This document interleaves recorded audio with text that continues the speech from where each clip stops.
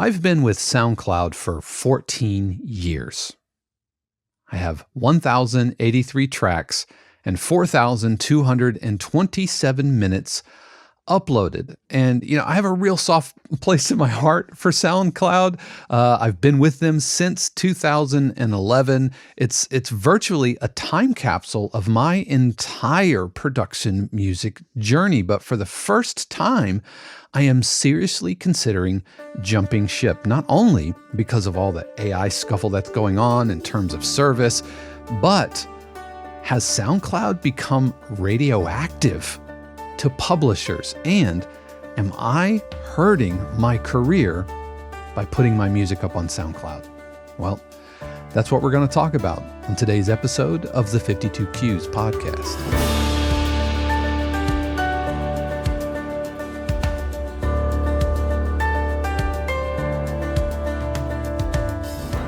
What is happening, everybody? This is Dave Kropf, and welcome back to another episode of the 52 Qs podcast, where each week we are talking all things production and library music. So whether you're just curious about the industry or maybe you're already seeing placements on TV, either way, I promise you, you are in the right place. As always, a huge word of thanks to the family, friends, and neighbor subscribers of 52 Qs who really do keep all of this happening. They are composers just like you, working to write better cues and find success in the sync music business, and 52 Qs is there to help with live streams, workshops, Zoom feedback sessions, pitching to real music libraries, and a ton more. So if you want more information about 52 Qs and how you can join us, you can head over to 52qs.com or stick around, because I'm going to be talking about that a little bit later in today's episode. Speaking of later in today's episode, I am continuing my album of dramedy cues with no pizzicato strings, which has been kind of a challenge, and I'm going to be showcasing a recent cue called Optimist Prime. But as far as today's topic, we've got to talk about SoundCloud. And like I said at the beginning, I'm a big fan of SoundCloud. I've been with them since 2011. I was kind of one of the early kind of adopters of SoundCloud. I actually don't remember when they started, but I remember being kind of on the front end. And I use SoundCloud not for all the social aspect. I was never interested in building a following on SoundCloud. That didn't appeal to me. I really used it for playlists and playlist generation, and it was such an easy way, and still is an easy way, to put something out there and it be very portable, much more portable than Disco, and I've talked about Disco and compared it to Real Crafter and SoundCloud and all of that before. I don't know if that whole episode has aged like milk. I should probably go watch it. But, Disco has a playlist and it's okay, but it's buggy, and sometimes the cues don't refresh and it's slow to open. Real Crafter is fantastic. I love Sam and Sarah over at Real Crafter. Big fans of those guys, but they don't have an app that I know of where I can create a playlist. And so SoundCloud for me over the last 14 years is kind of a repository for anything I have ever written. Anything I've written has gone up to SoundCloud, and it kind of has become a time capsule of my entire journey through the production music world. And as I was, prepping for today's episode, I was like, okay, let's go all the way back. And I thought it'd be really interesting before we dig into the ranty part of this. Like, what was the very first thing that I ever uploaded to SoundCloud back in August of 2011? This cue, we'll call it a cue, called Dots 1. And this was pretty early in the iOS and iPad and all of that days. And so I had an app which was a sequencer, a step sequencer. And so I thought it was really interesting, and I would sit up for hours creating these little patterns. So this is called Dots 1. I'm going to fast forward a little bit. And now, today it sounds kind of synth wavy. Also did some lo-fi. We called it trip hop back in 2011. But just these were my experimental kind of musical brain drippings that I would put up onto SoundCloud. And if I scroll kind of from the back forward, I see a time capsule of my entire process, including the very first thing I ever made in Logic.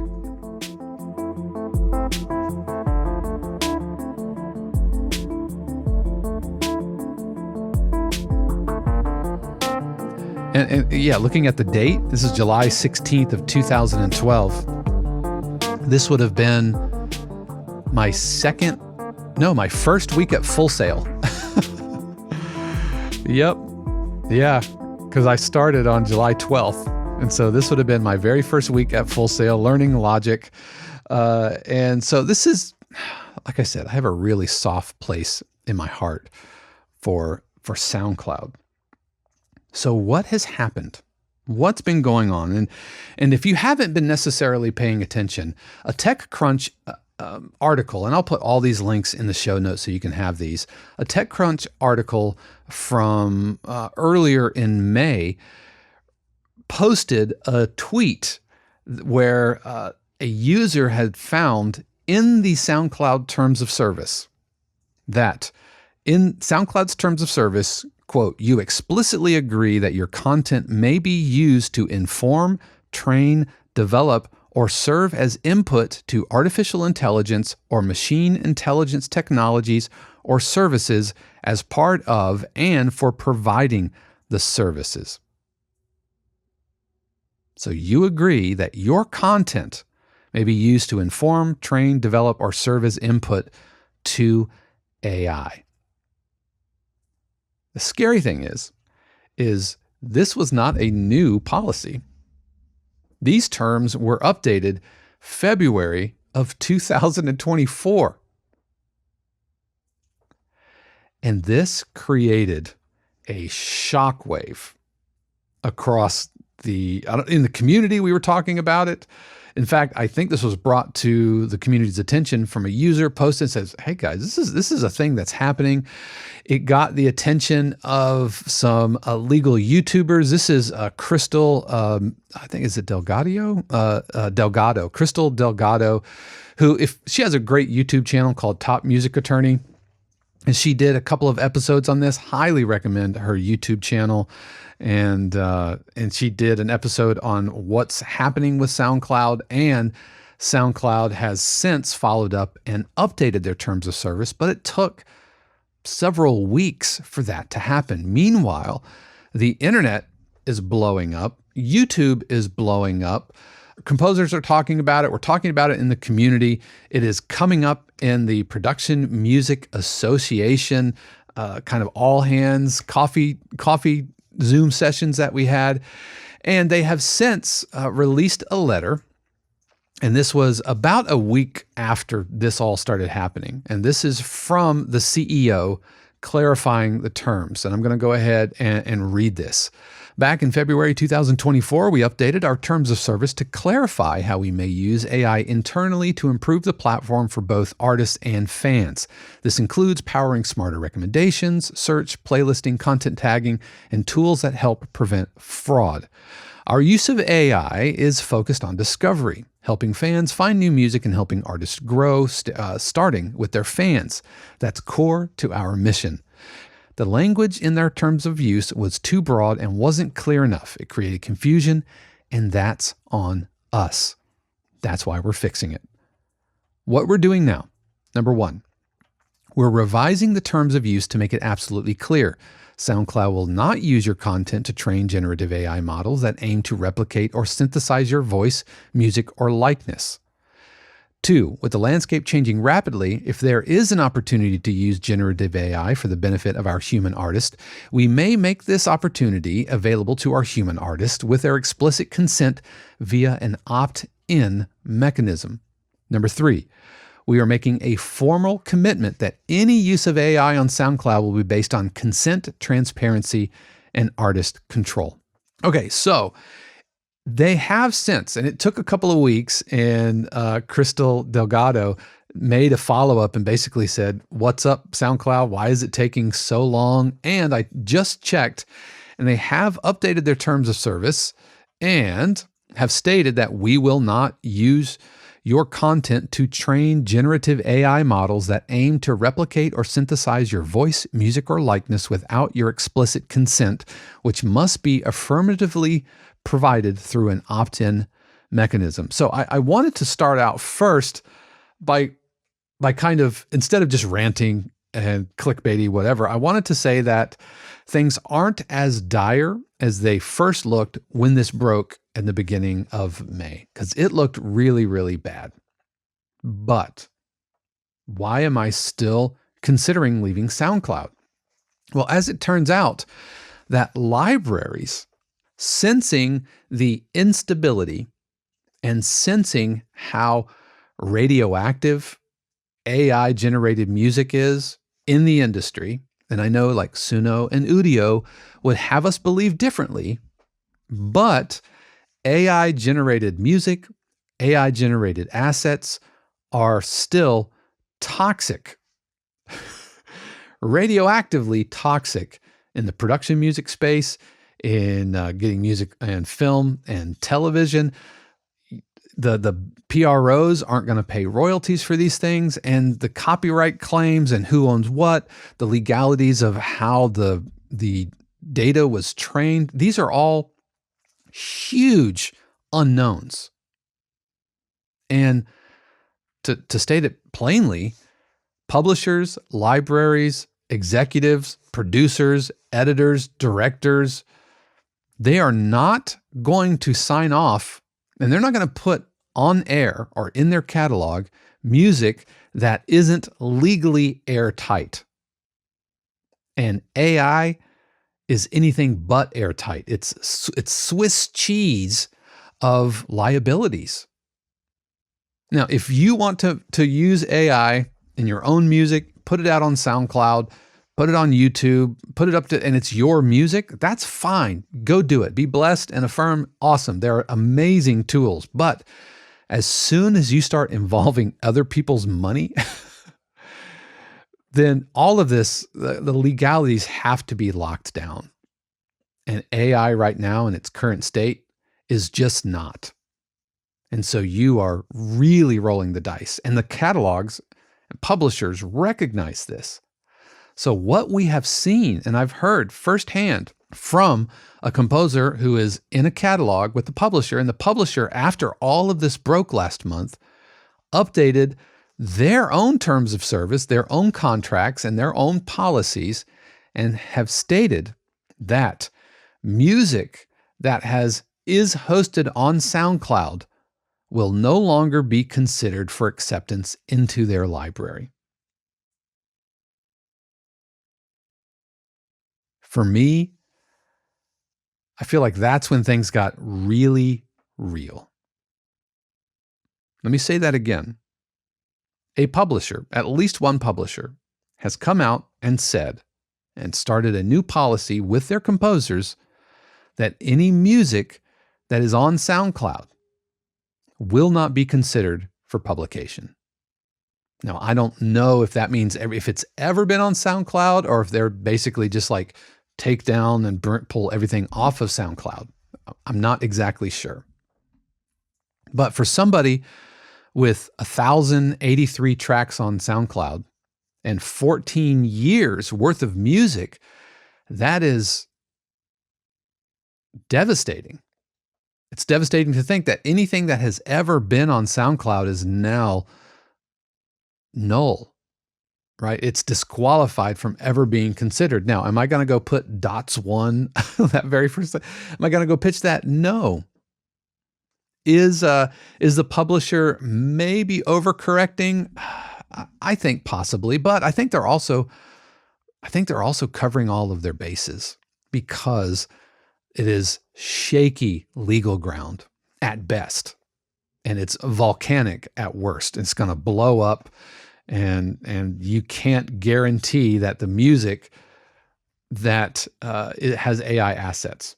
So even though SoundCloud has come up, they've cleaned this up, they've updated their terms of service, they promised cross my heart, Scout's honor, we will not use your music to train AI. The trust is broken. And trust is earned in drips and lost in buckets. And that's what's happened here. Because now I feel like, and many other users feel like, they can't trust SoundCloud. I feel like if they can put a policy and basically say, you agree that your content may be used to inform, train, develop, blah, blah, blah. And even though they have changed the terms of service as of today, there is nothing, and I mean nothing, stopping them from changing them again. Because at the end of the day, we're kind of sharecropping over here. We're using their platform to promote ourselves, but it's their platform. You are the client. You are the product there. It's the biggest reason the 52Qs community left Facebook, because that is Facebook's platform, and we are completely beholden to the whims of whatever policies or terms of use that they can throw at us.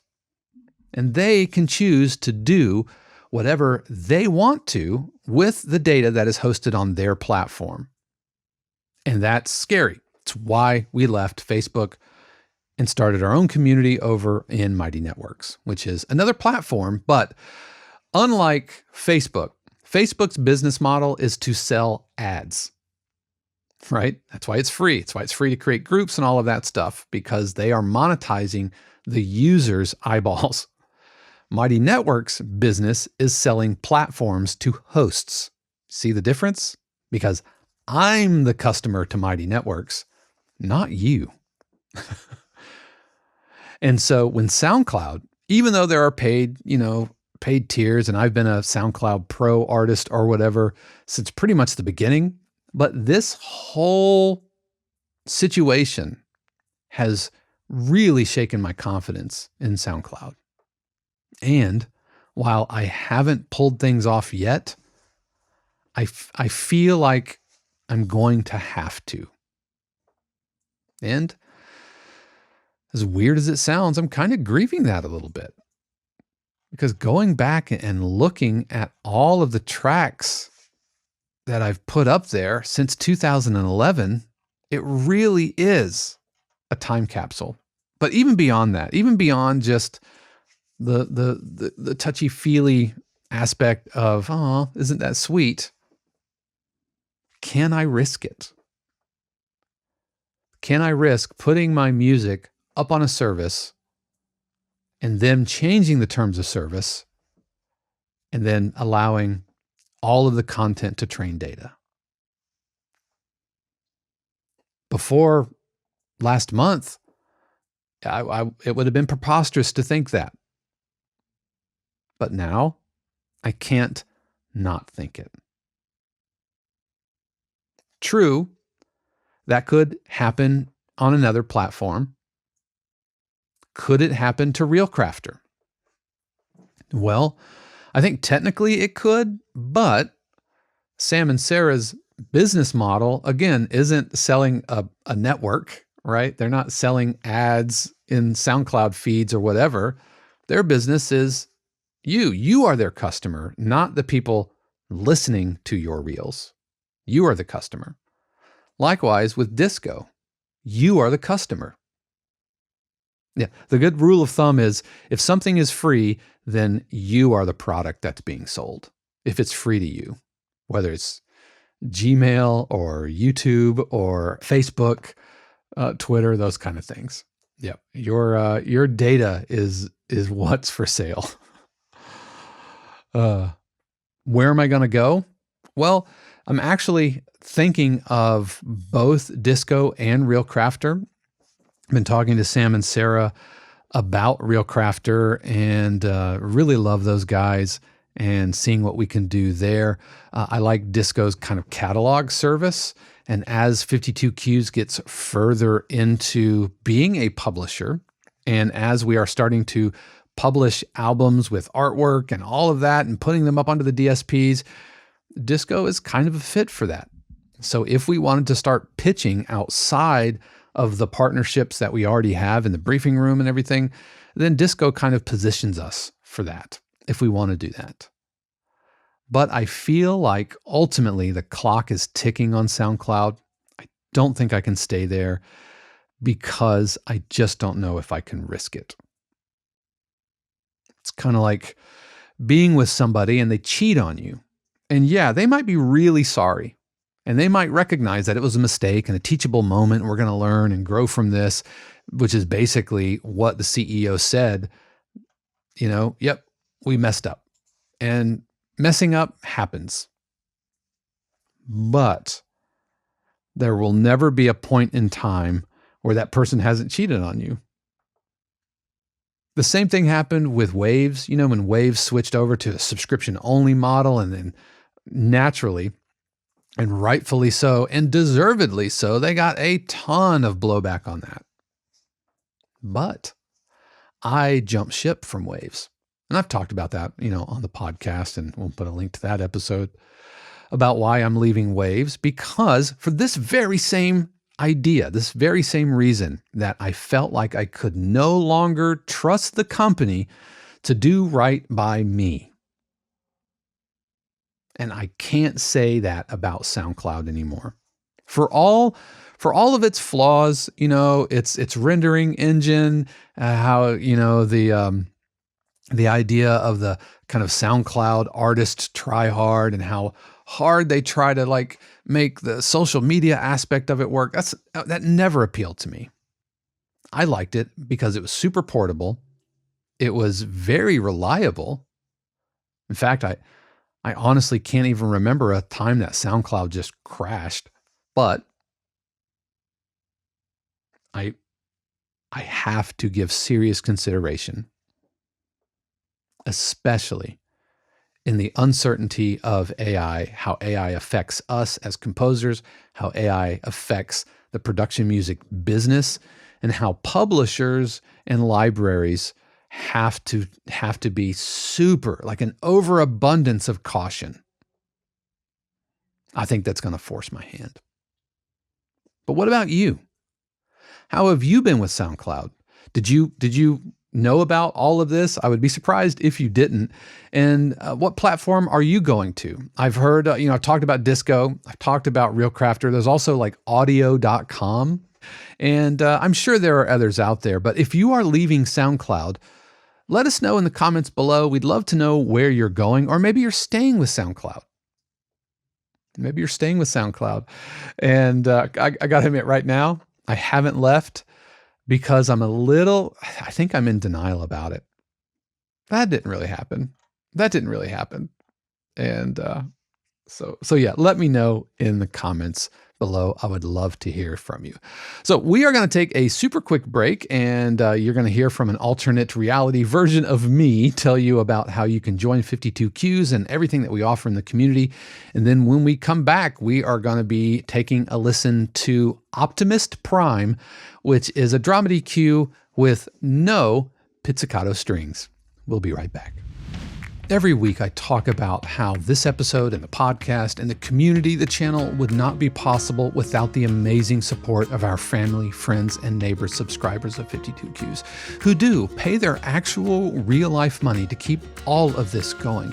And in addition to being thriving members of the community, as well as supporting me and Shannon and everything that we're doing here, they also receive extra perks like live streams, workshops, Zoom feedback sessions, hundreds and hundreds of hours of video archives, weekly cue breakdowns, production music almanac, living ebook, and the opportunities to submit to real music libraries. Now, it's free to join 52Qs. You can just go to 52qs.com and sign up, be a member of the community. We would love to have you. It will always be free to join the community. But if you've been watching, or if maybe this is your first time, but if you're wondering, is there a way to kind of level up my production music skills in the industry, meeting like-minded, super friendly, very generous composers, then why don't you think about subscribing? Memberships start at around $4 a month, and we would love to have you. Again, that's 52cues.com.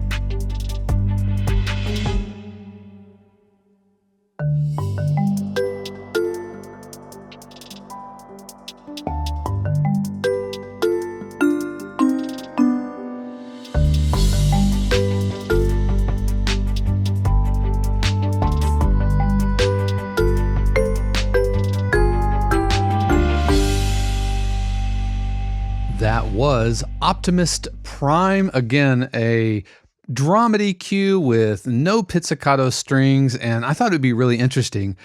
With dramedy cues, you can kind of start breaking some of these production music rules, and so you'll notice there are some meter changes in there. It's in 6/4, and thought it'd be really interesting. Like, what would happen if I sprinkle in some drill, some UK drill and grime drums on a dramedy cue? And so that's when we get Optimist Prime. For you family and friends subscribers, be on the lookout for a complete breakdown of Optimist Prime coming up soon over in the community. So that's going to do it for me this week. You definitely want to tune in next week because, we've been talking a lot about AI, and like Google last week released a video platform which also does audio and music. And I'm starting to see videos like, is video editing dead? Just like last year, like graphic designers, are they going to be out of a job? And with Suno, and I feel like the AI apocalypse is just nipping at our heels. And what are we going to do? Are we going to have a job? And so it's a really scary time. And while I don't think it's time to start shouting that the sky is falling, I do think that there is one thing in particular that we can do to make sure that our cues are as authentic, genuine, and unique as possible. So I'm going to be talking about that on next week's episode of the podcast. But I hope you've had a fantastic week here. And you know what, friends? If it hasn't been a great week, that's okay. I know that next week is going to be better for you. How do I know that? Because I trust and believe that the universe has amazing plans just for you. Until next time, peace. The 52 Cues podcast is copyright 2025 818 Studios, all rights reserved. The music played on the podcast is copyright of their respective owners and is used with permission and for educational purposes only. For more information, including joining the community, submitting your cue for review, or becoming a member subscriber of 52 Cues, head over to 52cues.com.